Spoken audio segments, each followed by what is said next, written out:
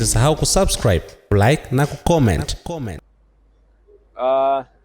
Leo tarehe 6 ya mwezi wa 3 mwaka 2026, Mahakama Kuu ya Tanzania masijara ndogo ya Dar es Salaam ilikuwa inasikiliza kesi ya Tundu Antipas Mughwai Lissu dhidi ya Said Issa Mohamed na wenzake wanne. Ni maombi ambayo mwenyekiti Tundu Lissu anaomba kujiunga katika ile kesi ya mali za chama maarufu kwa kesi ya mali za chama au rasilimali za chama, kesi ya Said Issa Mohamed na wenzake wawili dhidi ya bodi ya wadhamini wa Chama cha Demokrasia na Maendeleo na katibu mkuu wa Chama cha Demokrasia na Maendeleo. Maombi haya leo yamekuja kwa ajili ya kusikilizwa maombi. Kwa hiyo wakili Lissu, mwenyekiti Lissu ameweza kuwasilisha hoja zake na kuomba kujiunga, kwamba ana maslahi ya msingi sana kama mwenyekiti wa chama, kama mtu ambaye amekuwa sehemu ya Chama cha Demokrasia na Maendeleo tokea mwaka 2004 alipojiunga, na kama mwanachama na vile vile kama mjumbe wa kamati kuu ya chama na mwanasheria mkuu wa chama, na baadaye akawa mwenyekiti wa kanda ya kati, alafu akaweza kuwa mkurugenzi mkuu wa sheria wa Chama cha Demokrasia na Maendeleo, mwanasheria mkuu, baadaye makamu wa mwenyekiti wa chama kuanzia mwaka 2019 mpaka 2025 ile Januari, na vile vile kuweza kuwa mwenyekiti wa chama kuanzia ule mwaka Januari 2025 mpaka hivi sasa. Na ameweza kuonyesha kwamba ana maslahi ya msingi sana, kwamba anafahamu vitu vingi katika chama. Wale wadai watatu, wawili kati yao wamefanya nao kazi kwa karibu kabisa, kwa hiyo anafahamu maamuzi makuu ya chama yalikuwa yakifanyika na sera mbalimbali za chama ambazo zimefikiwa katika hii miaka yote, na kwa hiyo ana maslahi ya msingi sana ya kwamba ana haki ya kuweza kujumuishwa. Kwa upande wa wajibu maombi, wale wa kwanza, wale watatu, Said Issa Mohamed na wenzake, wao walikuwa wanapinga kwa nguvu kubwa sana kwamba amekuja kwa namna ambayo haitakikani, amekuja kama mtu binafsi na kama sio mwenyekiti wa chama.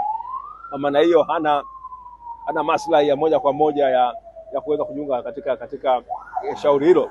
Kwa upande wa katibu mkuu wa Chama cha Demokrasia na Maendeleo na ile bodi ya wadhamini wa Chama cha Demokrasia na Maendeleo, wao wameunga kwa nguvu zote maombi ya mwenyekiti Tundu Antipas Lissu kujiunga katika kesi hiyo, na wanasema kwamba yeye kutokana na taarifa muhimu alizonazo zitasaidia sana.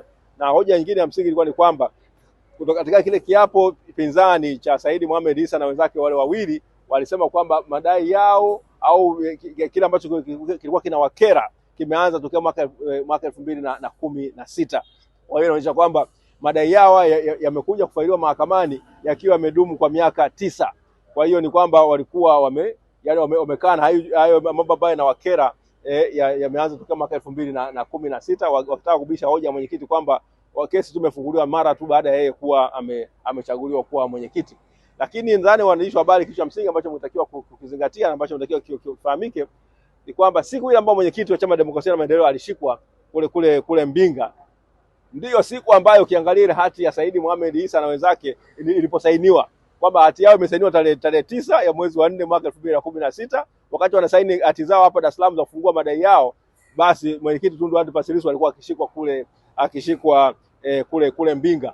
Wazungu wanasema what a coincidence. Kwa hiyo ni kwamba kuna kitu kama hicho ambacho kimeendelea.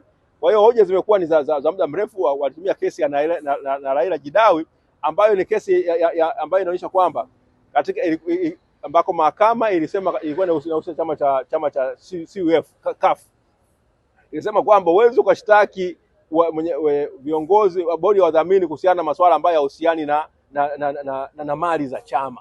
Sasa hii kesi ambayo imeonekana hapa, ambacho kimeweza kudhihirika wazi, ni kwamba bodi ya wadhamini imeshtakiwa hata kwa mambo ya siasa, na katibu mkuu na bodi ya wadhamini imeshtakiwa katika mambo ya mali ambayo sio mambo yao. Kwa hiyo kesi hii tulionayo ina mkanganyiko wake wa aina yake, lakini hayo tutaiachia mahakama iweze kuyapokea na kuweza kuyatolea maamuzi. Lakini tunashukuru sana kwamba maombi ya mwenyekiti Tundu Antipas Lissu yameweza hatimaye kuwaibua au wadai watatu kuweza kutuambia kwamba mgogoro wao au madai yao yalianza lini.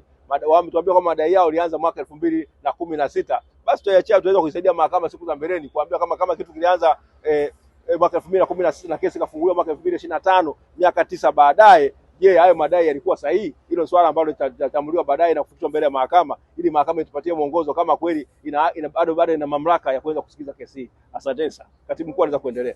Mzee katibu mkuu, kesi imeahirishwa hadi tarehe 26 mwezi wa 3 mwaka 2026 saa 3 asubuhi hapa katika mahakama hii ya Mahakama Kuu ya Tanzania. Sasa makamu mwenyekiti wa Tanzania Zanzibar ndugu Mzee Saidi hapa ataweza kuzungumza. Asante. Ili kwa wa kwanza kupata habari zetu, tafadhali usisahau kusubscribe, like na kucomment.